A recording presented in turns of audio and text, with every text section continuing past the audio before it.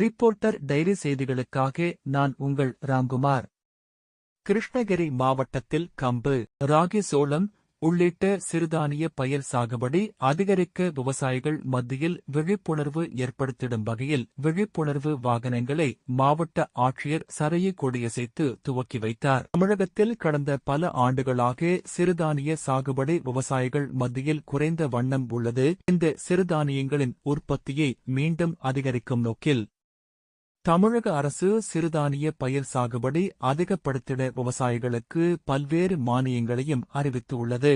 இதன் அடிப்படையில் கிருஷ்ணகிரி மாவட்டத்தில் நடப்பாண்டில் 52.517 ஏக்கர் பரப்பளவில் சாகுபடி செய்து 1,63,000 மெட்ரிக் டன்கள் உற்பத்தி செய்ய இலக்கு நிர்ணயம் செய்யப்பட்டுள்ளதை அடுத்து விவசாயிகள் மத்தியில் ராகி, கம்பு, சோளம், சாமை, குதிரைவாலி உள்ளிட்ட சிறுதானிய பயிர்கள் சாகுபடி அதிகரிப்பது குறித்த விழிப்புணர்வு வாகன பிரச்சாரத்தினை மாவட்ட ஆட்சியர் திருமதி சரையு கொடியசைத்து துவக்கி வைத்தார். மாவட்ட ஆட்சியர் அலுவலகம் முன்பு இருந்து துவங்கிய 5 வாகனங்கள் கிருஷ்ணகிரி, சூளகிரி, பர்கூர், வேப்பனகள்ளி, மத்தூர், ஊத்தங்கரை, சூளகிரி, காவேரிப்பட்டினம், ஓசூர், கெலமங்கலம் உள்ளிட்ட பல்வேறு இடங்களில் உள்ள நேரில் விவசாயிகளை ராகி, கம்பு, சோளம், சாமை, குதிரைவாலி உள்ளிட்ட ஊட்டச்சத்து மிகுந்த சிறுதானிய பயிர்களை சாகுபடி செய்தால் அதற்கான 50% மானியம் வழங்கப்படும் என்பதை